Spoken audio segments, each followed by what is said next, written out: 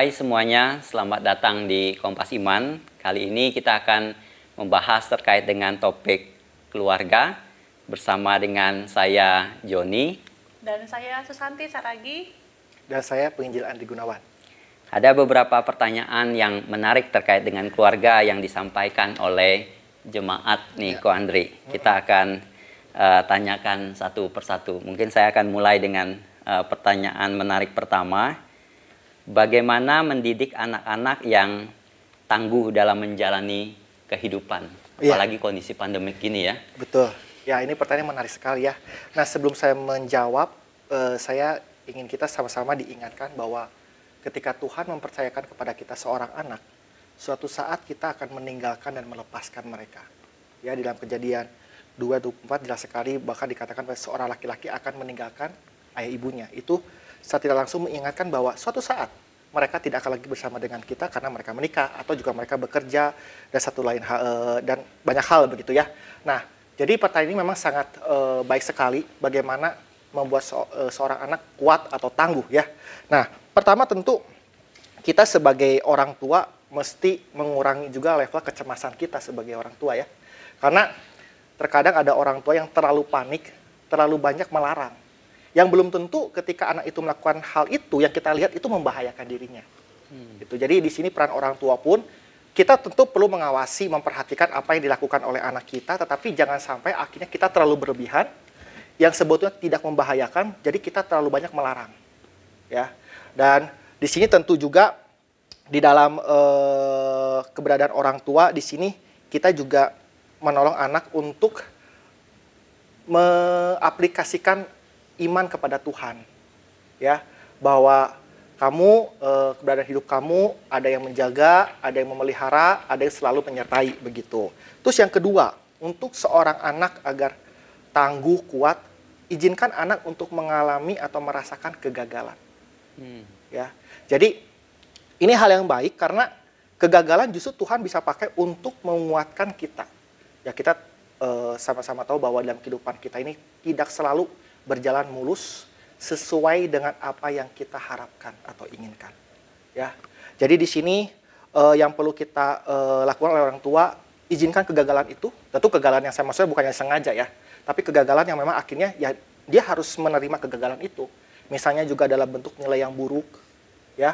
Padahal dia sudah belajar dengan baik tapi mendapatkan nilai yang jelek. Nah, kita harus menguatkan dia dan tentu orang tua mendampingi juga bahwa kamu bisa ya, usaha lagi, kamu bisa belajar lagi, begitu. Sehingga ketika anak dia mengalami kegagalan besar, ya, di usia yang besar, dewasa gitu, dia sudah mendapat latihan demi latihan dari masa kecil. Tapi ingat, pendampingan orang tua ini harus diperhatikan. Terus juga, biarkanlah anak juga belajar untuk menerima kenyataan bahwa kita tidak bisa menyenangkan semua orang. Ya. Jadi jangan sampai bahwa anak kita punya pemahaman bahwa hidup ini adalah untuk memuaskan, menyenangkan semua orang. Ada orang-orang yang merasa gagal ketika dia tidak bisa memenuhi atau membuat seseorang senang. Ya, kita harus mengatakan bahwa iya, dalam keterbatasan kita manusia, kita nggak bisa membuat orang semua senang. Ya, karena ini perlu juga supaya anak-anak juga bisa memahami dan mengerti ya bahwa setiap manusia punya keterbatasan dan kita tidak bisa memenuhi keinginan atau membuat semua orang merasa senang. Dan yang terakhir, ini yang penting dasarnya. Bahwa sejak kecil arahkan anak untuk menjadikan Tuhan sumber kekuatannya. Ya, jadi bukan kepintaran, bukan keberadaan papa mama yang terbatas. Suatu saat orang tua bisa dipanggil oleh Tuhan. Tapi adalah kebergantungan dia kepada Tuhan. Ini yang harus ditekankan. Mungkin yang ketiga itu kita bisa saja lupa. Tapi yang poin pertama ini, kita harus ingat bahwa kamu harus bergantung kepada Tuhan. Oleh karena itu, di dalam pertumbuhan anak semakin dewasa, izinkan dia untuk mengalami yang namanya perjalanan bersama dengan Tuhan. Termasuk yang tadi poin ketiga yang saya sampaikan, ketika dia gagal. Tuhan beserta kamu. Doa sama Tuhan. Bukan hanya meminta pertolongan kepada papa mama, yang dalam kehadiran papa mama bisa terbatas, nggak bisa selalu bersama dengan kamu. Apalagi nanti kalau kamu kuliah, keluar kota, keluar negeri, tapi Tuhan yang selalu menyertai kamu. Jadi ketika kamu gagal, ingat sama Tuhan. Minta pertolongan sama Tuhan. Jadi betul-betul menjadikan Tuhan sebagai sumber kekuatannya, sumber penghiburannya. Dan tentu saja di dalam hal ini kita pun bisa memberikan contoh-contoh tokoh Alkitab kepada anak kita. Jadi di situ anak juga merasa bahwa Alkitab itu relevan. Bahkan anak-anak pun bisa belajar dari kegagalan demi kegagalan tokoh-tokoh Alkitab.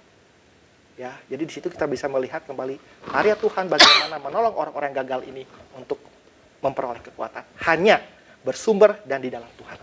Wah, menarik sekali. Iya. Jadi ada hal yang kita lihat tadi juga membiarkan anak mengalami kegagalan, kemudian memberikan prioritas pada kebenaran Tuhan. Kadang-kadang kita melihat juga dalam kehidupan sehari-hari, masyarakat juga memberikan pressure tersendiri ya terkait dengan kegagalan. Kadang-kadang nggak mau anak gagal di sekolah. Seringkali kalau anak gagal atau dibanding-bandingkan, Ya, itu betul.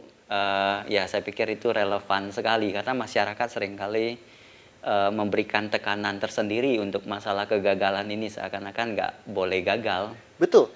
Betul Pak Joni, kata membanding-bandingkan, jangan membanding-bandingkan.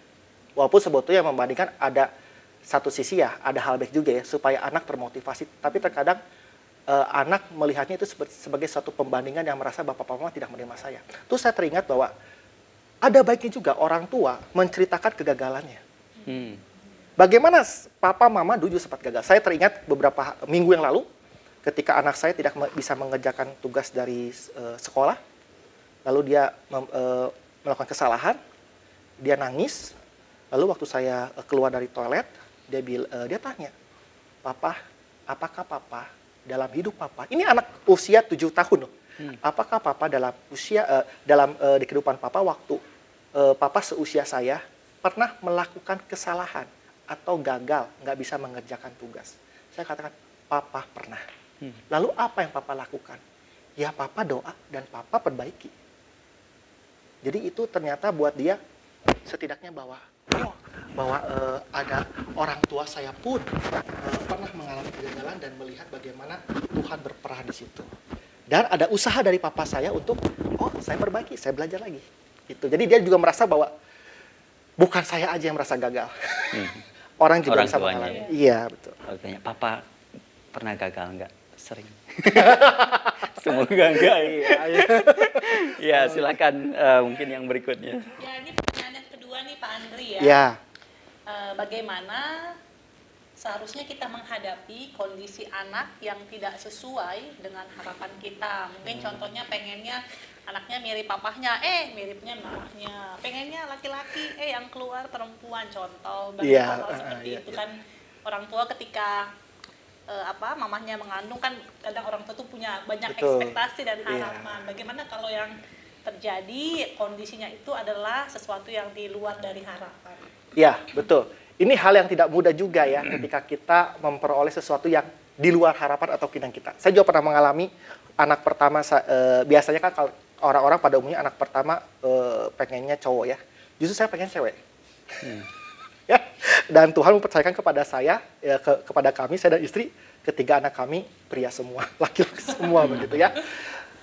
Tentu ini bukan sesuatu yang mudah. Saya harus mengambil waktu untuk belajar bahwa menyerahkan ke dalam kehendak Tuhan, apapun yang Tuhan berikan. Termasuk juga kasus mungkin ya, ada orang yang memiliki anak terlahir dengan tidak sempurna, punya satu keterbatasan ya. Nah, jadi dari kita sendiri memang perlu ambil waktu untuk beresi dengan Tuhan. Ya, karena kalau kita orang tua masih ada sisi menolak keberadaan anak walaupun masih dalam kandungan gitu ya. Saya sama istri mengalami bahwa itu akan berpengaruh kepada nanti penerimaan. Ya, jadi orang tua harus belajar untuk ya merendahkan diri. Ya, bukan berarti kita tidak boleh punya keinginan, boleh, tetapi ingat yang kita utamakan adalah apa sih yang Tuhan inginkan, apa yang menjadi kehendak Tuhan. Ya, dan kita juga percaya bahwa setiap pribadi ya yang lahir ke dalam dunia ini tentu semua ada dalam kedaulatan Tuhan, termasuk untuk Bapak Ibu mungkin ada yang mulai pergumulan dengan keberadaan anak yang dalam kondisi tertentu begitu ya, di dalam Mazmur 139 ayat 13 sampai dengan ke-18 ya. Sebab engkaulah yang membentuk buah pinggangku, menenun aku dalam kandungan ibuku. Aku bersyukur kepadamu oleh karena kejadianku dahsyat dan ajaib. Ajaib apa yang kau buat dan jiwaku benar-benar menyadarinya. Tulang-tulangku tidak terlindung bagimu ketika aku dijadikan di tempat yang tersembunyi dan aku direkam atau dalam bahasa ini ya, merajut di bagian-bagian bumi yang paling bawah. Matamu melihat selagi aku bakal anak atau embrio, begitu ya. Dan dalam kitabmu semuanya tertulis hari-hari yang akan dibentuk sebelum ada satupun daripadanya. Dan bagiku betapa sulitnya pikiranmu ya Allah, betapa besar jumlahnya. Jika aku mau menghitungnya itu lebih banyak daripada pasir. Apabila aku berhenti, masih saja aku bersama-sama engkau. Jadi di sini pemazmur mengatakan bahwa Tuhan itu Maha Pencipta. Ya. Nah, dengan kondisi yang tadi misalnya secara khusus ya, kondisi anak yang dalam ketidaksempurnaan begitu, saya percaya bahwa ada sesuatu yang Tuhan ingin kerjakan. Di dalam kemistrian kita yang kita tidak tahu apa. Karena di dalam Roma 8 ayat 28 dikatakan, kita tahu sekarang bahwa Allah turut bekerja dalam segala sesuatu untuk mendatangkan kebaikan bagi mereka yang mengasihi Dia, yaitu bagi mereka yang terpanggil sesuai dengan rencana Allah. Ya, jadi di sini kita perlu imani, yakini para orang tua bahwa ya keberadaan anak dalam kondisi apapun bukan berarti Tuhan nggak tahu. Kita percaya bahwa Tuhan pun ambil bagian di dalam keberadaan anak itu. Ya, jadi di sini ya tentu belajar untuk ada penerimaan kepada anak kita, termasuk juga di dalam kemampuan anak kita begitu dalam masa pertumbuhan. Misalnya ya, kok anak saya nggak sepintar papahnya atau saya sebagai mama. Nah gitu misalnya ya. Nah kita jangan sampai juga akhirnya kita memandang bahwa wah saya gagal sebagai orang tua. Atau wah anak ini ternyata anak yang, dan aku tuh nih, anak yang tidak diharapkan atau gagalnya anak. Ya, jadi justru orang tua di sini ketika melihat ada hal-hal yang bagi kita itu ada pergumulan yang berat untuk nanti dia jalani dalam pertumbuhan usianya, kita bawa dalam Tuhan. Ya, dan seperti firman Tuhan mengatakan, ya biar Tuhan nanti yang berencana di dalam kehidupan anak ini. Yang penting orang tua ada dengan kasih, penerimaan, memberikan penghargaan. Ya, jangan sampai kebutuhan anak untuk diterima dihargai justru tidak diperoleh dari orang tua. Ya, itu saja. Ya, jadi ini menjadi perjalanan iman juga ya buat para orang tua untuk melihat bagaimana Allah berdaulat untuk setiap hal gitu ya, termasuk juga setiap keberadaan anak-anak mereka gitu ya. Iya, betul. Ya, terima kasih ya Pak Andri ya. Ya, mungkin ini pertanyaan yang terakhir Pak Andri. Agak berat nih pertanyaannya. Mengapa atau bagaimana kita berespon ketika melihat orang tua sudah berusaha untuk mendidik anak dalam kebenaran, tetapi kenyataannya kadang-kadang kita melihat anak misalnya tetap terjatuh di dalam narkoba, seks bebas, dan lain sebagainya. Ya, tentu kalau dari pertanyaan ini saya mengasumsikan orang tua yang sudah berusaha ya untuk mengajari anak. Tapi memang sehebatnya orang tua, ya kita menyadari bahwa kita terbatas juga. Kita nggak bisa mengontrol anak atau memantau 24 jam, apalagi anak semakin beranjak dewasa. Tetapi bukan berarti tidak ada yang bisa kita lakukan. Satu sisi memang di sini kita kembali bersandar kepada Tuhan. Minta Tuhan yang berdaulat dalam kehidupan anak. Karena di dalam Mazmur 27 dikatakan bahwa anak adalah milik pusaka Tuhan. Ya. Tapi orang tua bisa untuk mempertajam daripada anak panah itu dengan tentu kita dari kecil terus mengingatkan anak bahwa siapakah Allah kita, ya, bahwa ada sesuatu pribadi yang menciptakan, ya, lalu juga jadikan firman Tuhan, ya, sebagai dasar di dalam kehidupan. Oleh karena itu di tengah kesibukan orang tua harus ambil waktu untuk men-sharingkan firman Tuhan. Tidak perlu lama-lama sampai 30 menit. Yang penting firman Tuhan itu bisa dipahami dan mengerti oleh anak. Dan juga di sini orang tua tentu harus memastikan pengenalan atau perjumpaan anak itu secara pribadi dengan Tuhan. Mengapa ini perlu saya bahas atau singgung? Karena banyak orang tua yang tidak menyadari bahwa keberadaan anak yang sudah lahir di keluarga Kristen, itu ternyata mereka sebetulnya anak belum sungguh-sungguh mengalami perjumpaan dengan Tuhan secara pribadi. Jadi ada orang tua yang sudah merasa puas dengan anaknya sudah ke gereja, aktif pelayanan di gereja, ya. Tapi nanti setelah dia lepas dari komunitasnya, pergi kuliah untuk ke luar negeri, keluar kota, kita bisa terlihat, kok bisa begitu ya? Karena saya menemukan beberapa anak pemuda yang Tuhan izinkan, dan saya juga sempat kaget ya awal-awalnya, tapi itu ternyata bisa terjadi. Ternyata mereka secara iman sebetulnya belum betul-betul mengalami. Ya. Jadi di sini orang tua perlu memperhatikan mungkin dengan pertanyaan bahwa nak, kamu percaya sama Tuhan itu dasarnya apa ya? Kenapa? Untuk anak SD mungkin kalau ditanya dasarnya apa bingung kali ya. Bisa katakan kenapa kamu bisa percaya sama Tuhan? Nah kalau jawabannya adalah ya karena papa mama. Oh ya karena papa mama. Iya papa mama kan ngasih tahu ya. Tapi kamu sendiri kalau papa mama nggak bilang atau ya kamu percaya sama Tuhan itu hanya didasarkan sama papa mama aja. Nah di situ perlu pemahaman. Contohnya seperti anak saya, ketika saya tanya, Sean, percaya sama Tuhan? Percaya. Kenapa percaya? Nah dia punya alasan sendiri yang kita bisa melihat. Oh dia percayanya karena ini. Terus kita bingung karena kan, nah dalam pertumbuhan atau perkembangan anak, hal-hal yang kita sudah dewasa pahami tentu perlu suatu kerja keras ya di dalam menjelaskan. Tapi kembali lagi, jangan kita lupakan campur tangan Allah sendiri. Karena setelah ada anak-anak yang terhilang, dalam arti kata mereka sempat tidak ke gereja atau mereka meragukan kepercayaan mereka kepada Tuhan, Tuhan punya cara tersendiri. Akhirnya mereka kembali kepada Tuhan. Jadi di sini saya melihat kalau Tuhan memang sudah dari awal punya rencana untuk anak ini, dia percaya kepada Tuhan, Tuhan punya cara tersendiri. Tapi kembali orang tua di sini betul-betul selalu bawa dalam doa. Dan tentu saja kalau misalnya kita melihat anak kita belum siap untuk ya kita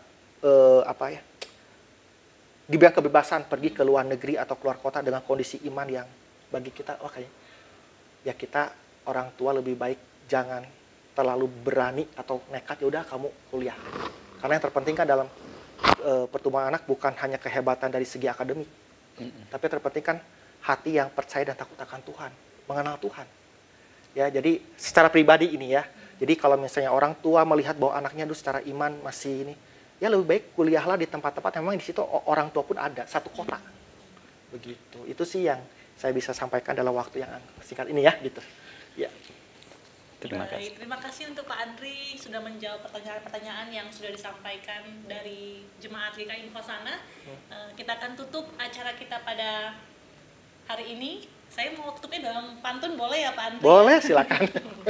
Oke, begitu nikmat makanan dirasa, apalagi makan sepiring berdua. Perpisahan bukan akhir dari segalanya.